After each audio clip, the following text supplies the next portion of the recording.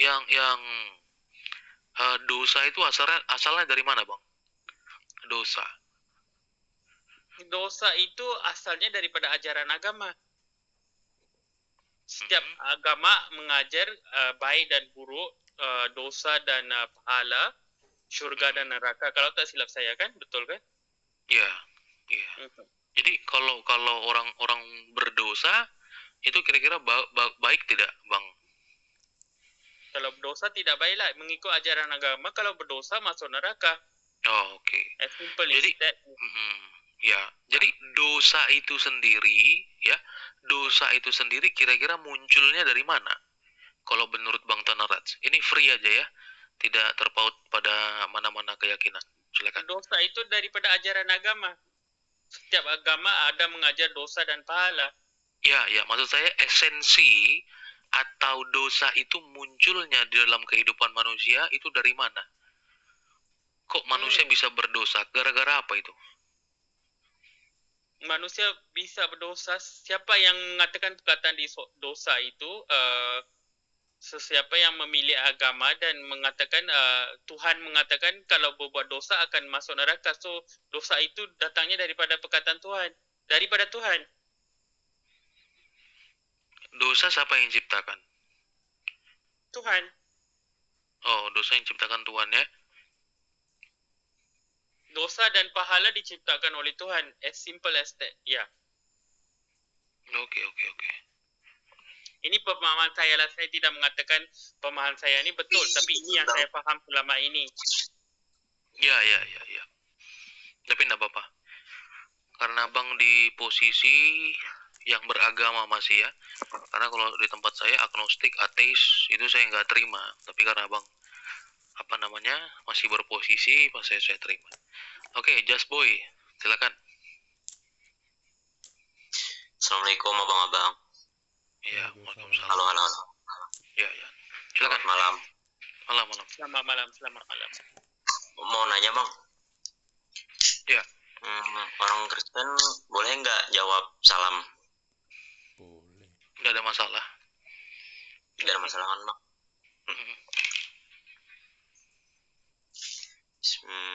Just boy, saya nak tanya di sini, kalau ikut ke hati semua orang pun boleh nak jawab salam. Bila orang kata Assalamualaikum, kami nak jawab Waalaikumsalam.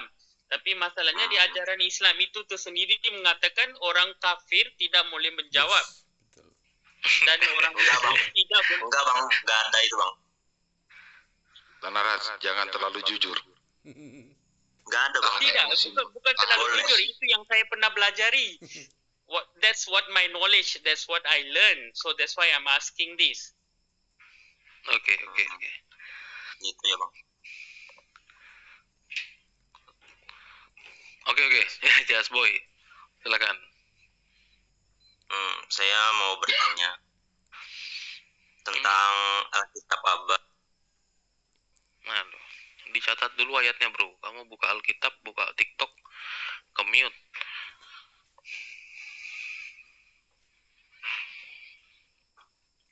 Bro Just Boy, jangan di-mute mic-nya. Just Boy. Tunggu bang. Mau lihat dulu bang.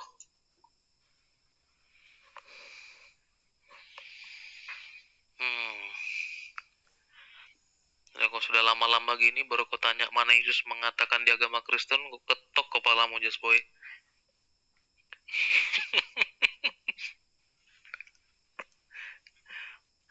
Mana Yesus beragama Kristen? Kayaknya itu pertanyaan terkonyol ya teman-teman ya. Aduh. Bagi kita itu pertanyaan terkonyol, tapi bagi mereka itu adalah pertanyaan mematikan. Bang, saya mau bertanya tentang ayat Yohanes. Gimana sih bacanya? Yohanes ayat 5 pasal 30 gitu ya? Yohanes pasal dulu. Yohanes pasal baru ayat. Ya, Yohanes pasal 5 ayat 30.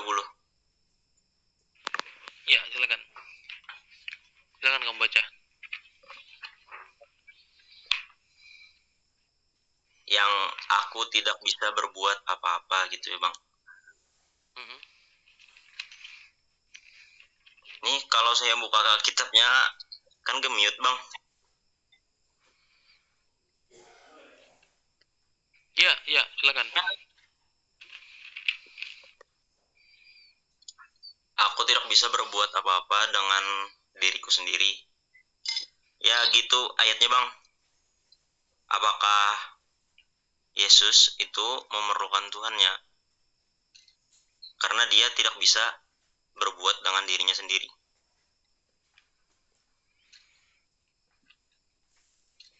Coba, mau jawab Bang Bil. Oke.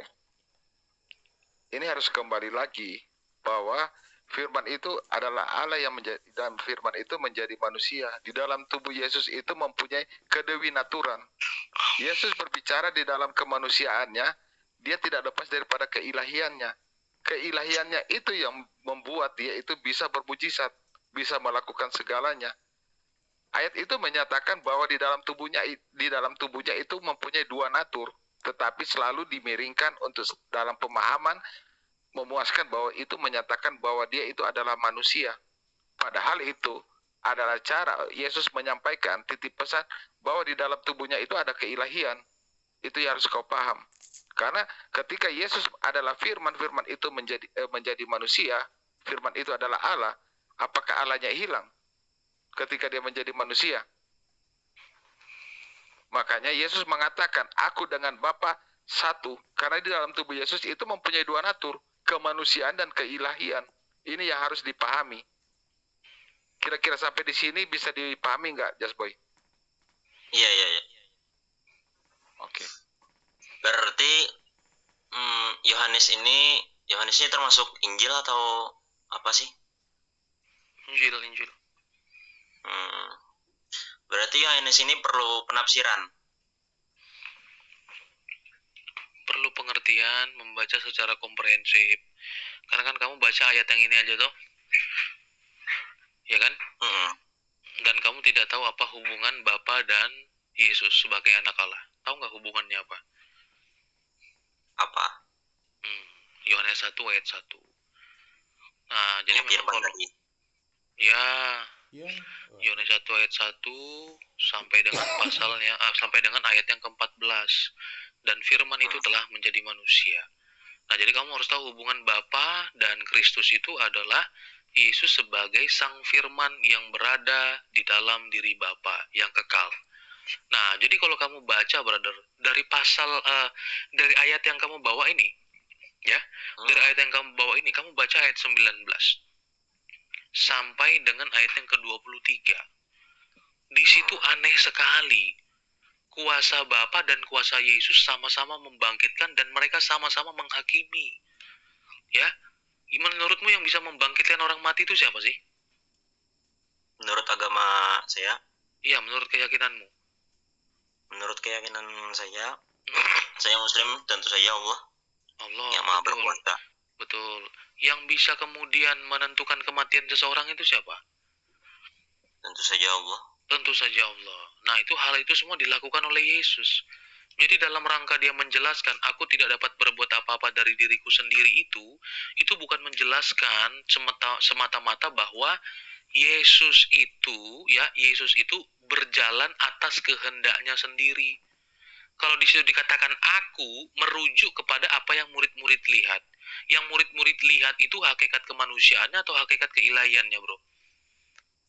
Yang murid-murid lihat hakikat kemanusiaannya. Kemanusiaannya. Pintar sekali kamu. Yang murid-murid lihat kalau dia berkata aku, itu merujuk kepada apa yang murid-murid lihat. Yang murid-murid lihat itu adalah Yesus sebagai anak Allah. Ya. Nah, jadi bahasa anak Allah ini mungkin kalian agak asing dan Allah tidak diperanakkan. Kan kalian merasa begitu ya. Kami juga merasa Allah memang tidak diperanakkan karena bahasa anak Allah ini menggambarkan Yesus itu datang dan keluar dari Bapa. Yesus adalah wujud Allah yang dapat disaksikan. Karena Allah punya wujud yang tidak dapat disaksikan. Tetapi melalui sang firman dia dapat disaksikan. Nah, sehingga ya Sehingga Yesus ini adalah anak Allah dalam konteks dia datang dan keluar dari Bapa.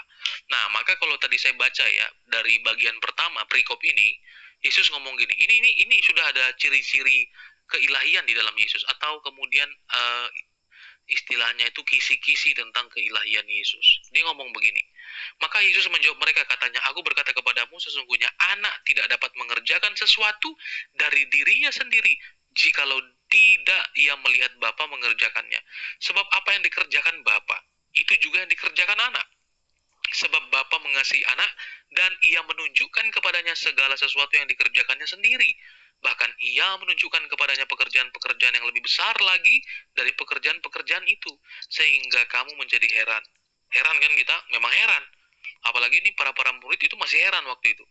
Sebab sama seperti Bapa membangkitkan orang-orang mati dan menghidupkannya, demikian juga anak menghidupkan barang siapa yang dikehendakinya. Nah, jadi kematian dan membangkitkan orang mati, kuasanya pun sama seperti apa yang Kristus miliki. Apakah manusia bisa melakukan itu?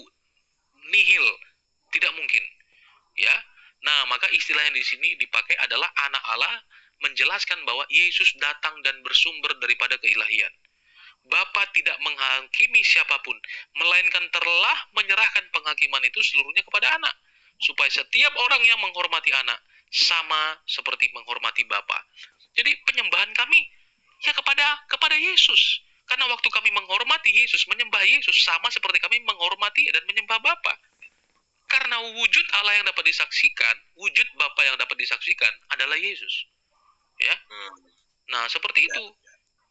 Nah, sehingga kalau kamu melihat tadi tentang aku tidak dapat berbuat apa-apa dari diriku sendiri, aku menghakimi sesuai dengan apa yang aku dengar, dan penghakimanku adil, sebab aku tidak menuruti kehendakku sendiri, melainkan kehendak Dia yang mengutus aku.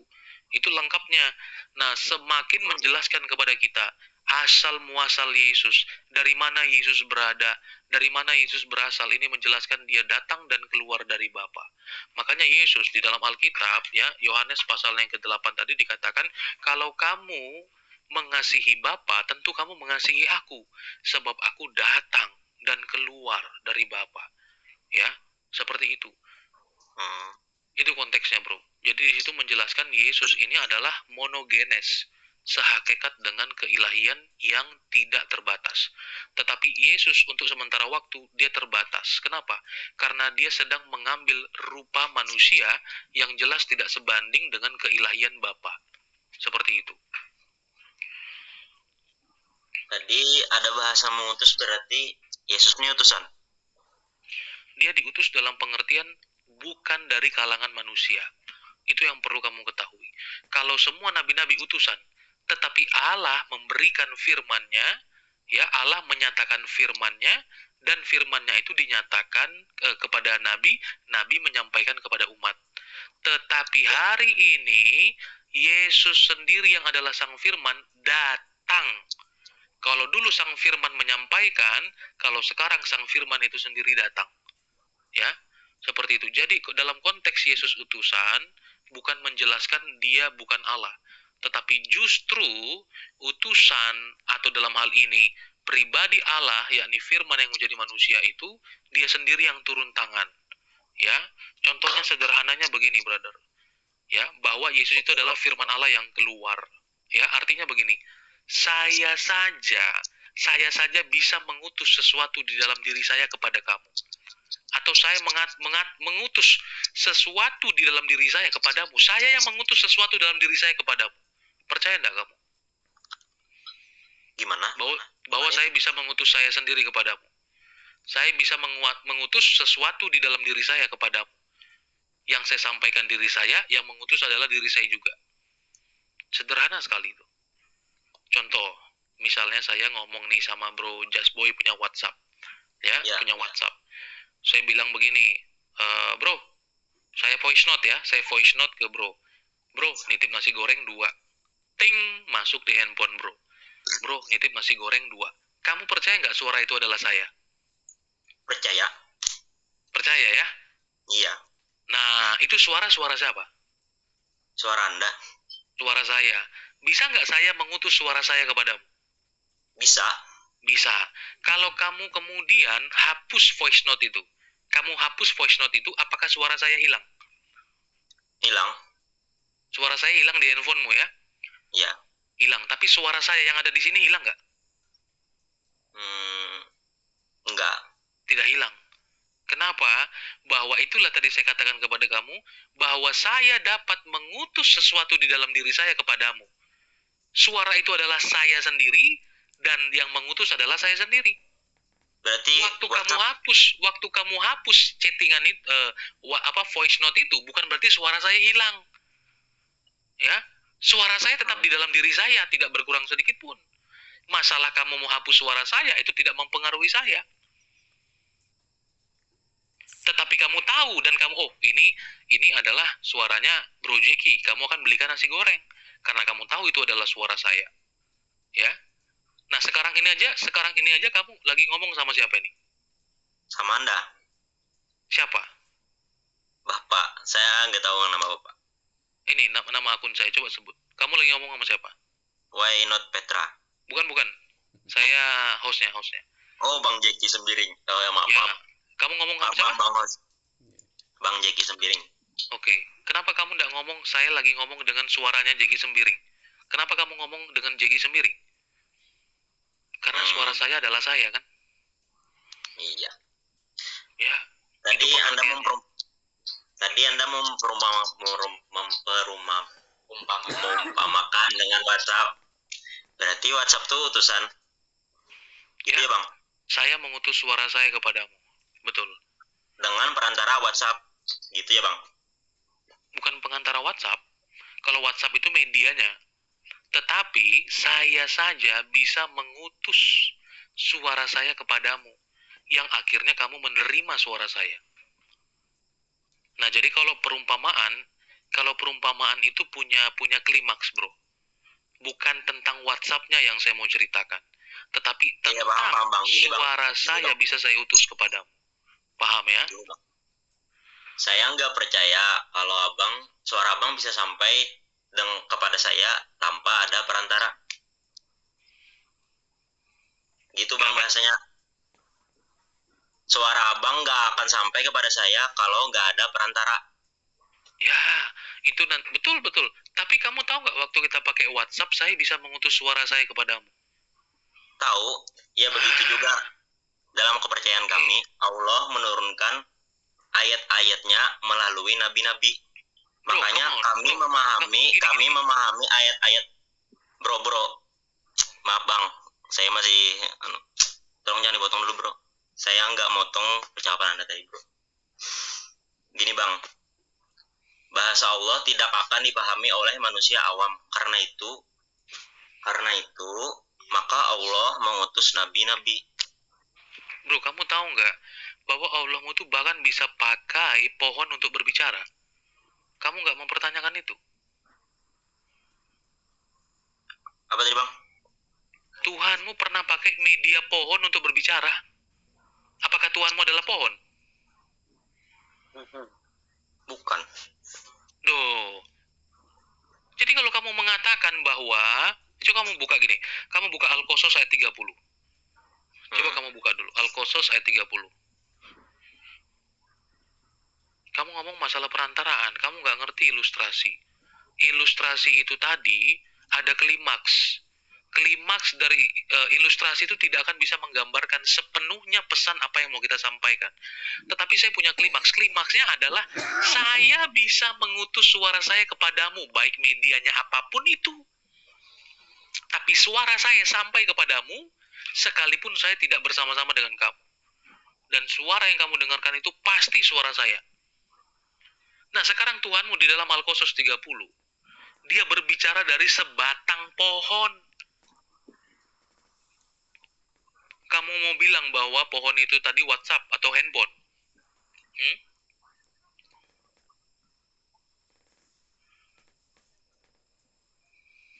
Coba. Kamu heran, Firman datang menjadi manusia, berkomunikasi dan hidup. Tapi Firman datang seperti pohon, kamu nggak mempertanyakan itu.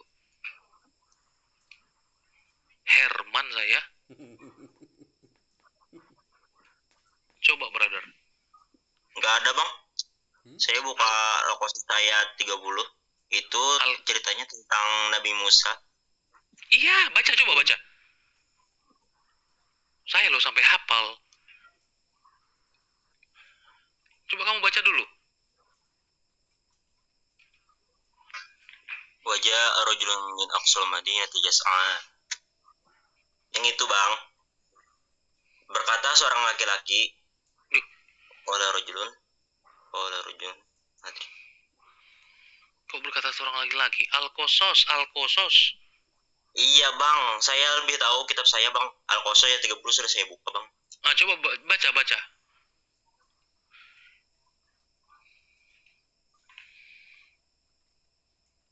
Kok berkata dia sebagai seorang laki-laki, orang nggak ada ayat yang ngomong gitu. Berkata seorang laki-laki ke Kamu baca ayat berapa sih? Al-Qasas ayat 30 bang. Iya, berkata seorang laki-laki, kamu baca ayat apa itu? Nggak ada di situ.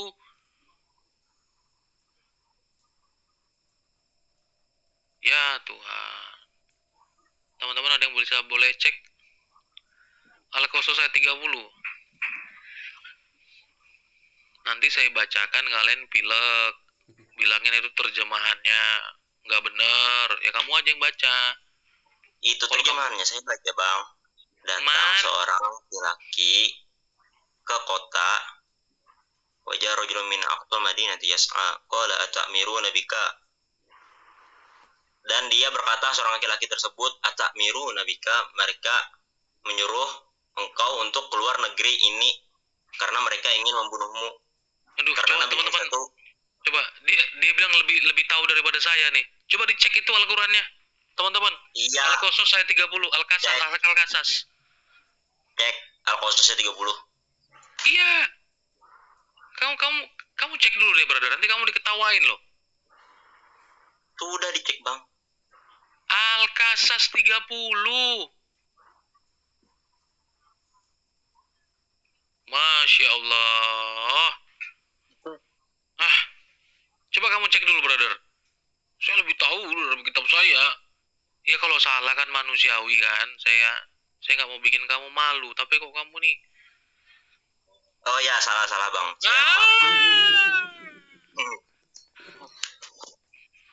Saya lihat tadi 30 ternyata 20.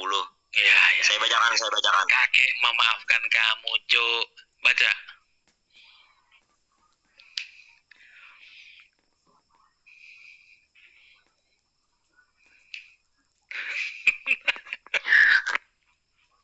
Fans-fansmu banyak belum tidur jam segini. Sudah Bang, sudah dibaca Bang. Iya, coba baca lagi. Masa baca dalam hati? Ikro. Coba. Kan gak sini mana? Maka ketika dia Musa sampai ke tempat api itu, dia diseru dari arah pinggir sebelah kanan lembah dari sebatang pohon di bidang tanah yang diberkahi. Wahai Musa, sungguh aku adalah Allah Tuhan seluruh alam. Suaranya datang dari mana? Suaranya nih Bang. Suaranya dari pohon. Suaranya dari pohon. Pohon itu ngaku apa? Wahai Musa, sungguh aku adalah Allah Tuhan seluruh alam. Jadi pohon itu apa? Pohonnya pohon Bang. Pokok. Ada. Jadi maksudmu gimana? Pohon itu sebagai telepon, sebagai WhatsApp gitu ya, untuk ngomong sama Musa gitu. Perantara. Iya, perantara. Perantara. Waktu ada suaranya di situ, Allahnya di mana? Allah itu maha berkuasa dengan seluruh ciptaannya. Wah, inilah kalian kalau menjelaskan tentang Allah itu seolah-olah menjelaskan anak kecil meyakinkan dirinya adalah Ultraman. Terlalu random kalian itu menceritakannya. Pak Petra, saya datanya di sini, oke. Tapi bagi orang Islam memang susah nak diterima. Bila mereka kata Nabi Isa atau Jesus Christ anak Tuhan, mereka tidak boleh terima. Tapi bila suara itu datangnya daripada pokok That pohon, is good itu answer. mereka boleh terima. Yes, I agree with you. That is your answer. And then lagi satu Just Boy, saya nak saya kata apa highlight di sini. Wahyu diturunkan kepada Nabi Muhammad sahaja, bukan nabi-nabi. So tak ada banyak nabi di situ. Nabi memang banyak tapi wahyu hanya diturunkan kepada Nabi Muhammad sallallahu alaihi wasallam.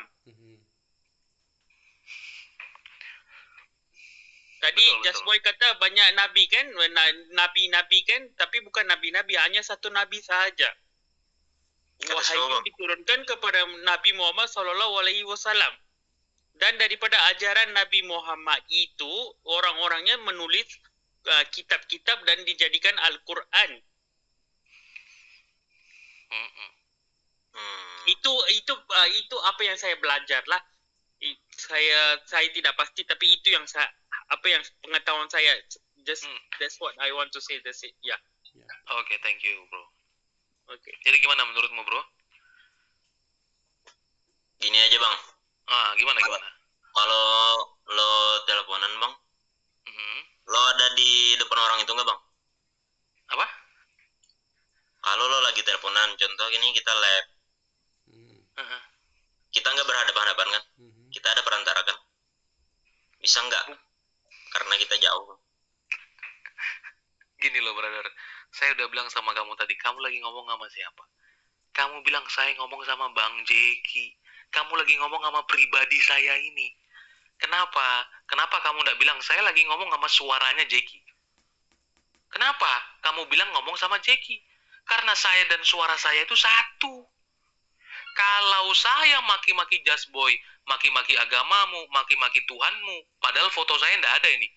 Saya maki-maki sesembahanmu, saya maki-maki keluargamu, yang masuk penjara suara saya atau saya? Abang. Bisa nggak saya di pengadilan? Oh, nggak bisa, hakim. Itu suara saya, bukan saya itu. Dikemplang saya pakai palu hakim. Gimana sih kamu? Jadi mau perantaraan apa, mau ngomong pakai apa, lewat apa, masalahnya itu suaramu. Suaramu adalah kamu. Masa nggak paham-paham sih sini, brother? Saya bukan mau kamu percaya kepada Yesus. Saya hanya mau kamu mengerti inilah iman saudaramu. Paham ya? Ya. Saya tidak suruh kamu percaya. Jadi kalau sudah mau mengerti, terima aja dulu. Saya tidak suruh percaya kok. Jadi jangan-jangan, logiknya kalah ini. Bukan masalah kalah-kalahan, brother. Inilah iman Kristen. Bahwa kami meyakini firman Allah itu adalah Allah. Begitu. Kami juga meyakini, Bang. Tapi tolong jangan diketawain, Bang. Kamu meyakini apa? Kami meyakini Islam. Ya iya, siapa yang ngetawain Islam? Saya pikir kamu tadi meyakini firman Allah juga adalah Allah. Firman Padahal Allah tidak, itu maksudnya Alkitab, Bang. Bukan, Al-Quran kan ngomongin Islam. Kalau Islam kan firman itu perkataan, betul nggak? Kalam. Perkataan. Diciptakan nggak itu? Kalam itu benar. Kalam Allah itu diciptakan nggak? Perkataan Allah itu diciptakan nggak? Kalam, kodim. Kodim, tidak diciptakan? Hah? Iya. Tidak diciptakan. Berarti dia kholik atau makhluk? Kan di Muslim hanya ada dua. Kalau tidak ciptaan, ya dia pencipta. Kalau kamu bilang firman itu tidak diciptakan, berarti dia? Firman itu kalam, Bang. Kalam itu adalah sifat, Bang. Di dalam Allah atau di luar Allah? Menyatu dengan Allah. Wow, itu menyatu sifat. Dengan Allah. Iya. Menyatu dengan Allah ya? Gini aja, Bang. Lo punya buku warna biru, Bang? Punya buku warna biru. Kenapa itu? Biru itu sifat nggak, Bang? Sifat kan? Biru itu sifat. Loh, karena buku itu warna biru. Kamu TK di mana kamu biru itu sifat? Biru yang sifat kan? Waduh, malah tanya temannya. Loh, coba kamu bertiga sini. Berapa orang kamu di situ? Sejak kapan kamu belajar di TK anak ini biru? Sifat biru adalah warna biru. Siapa guru TK kamu itu ngajarin begitu?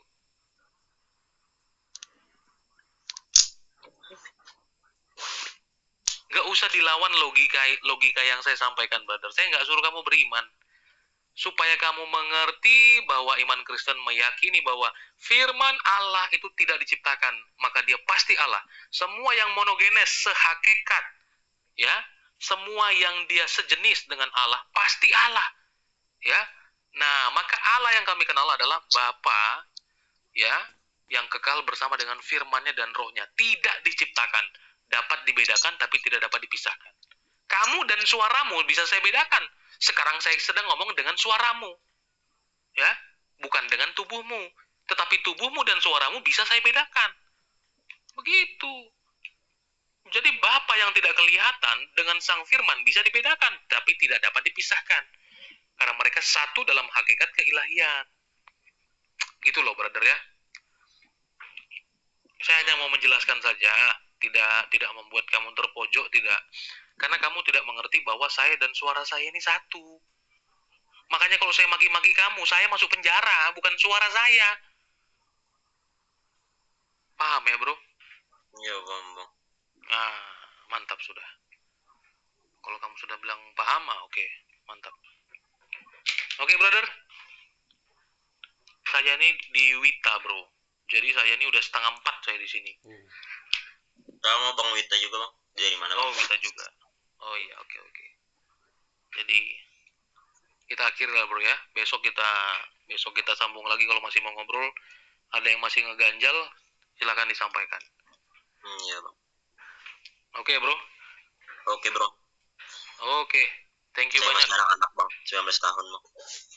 Oh, iyalah. Santai. Wajar awam, Bang. Wajar. Kamu ke depan Bukan pasti Ustaz. lebih baik lagi. Betul. Iya, Bang. Oke, brother. Oke, Bang Why Not Petra, Bang Jasboy, Bang Tanaraj. Thank you banget sudah mampir. Ya, terima kasih juga. Ya, mungkin besok kita kalau ada waktu silakan join lagi ya. Kita ngobrol-ngobrol lagi ya. Bang Why Not Petra, Ya. Bang Tanaraj, Bang Jasboy. Thank you teman-teman yang lainnya juga. Makasih Caswa, yang- Tanarats. Ya, Iya, Pak. ya.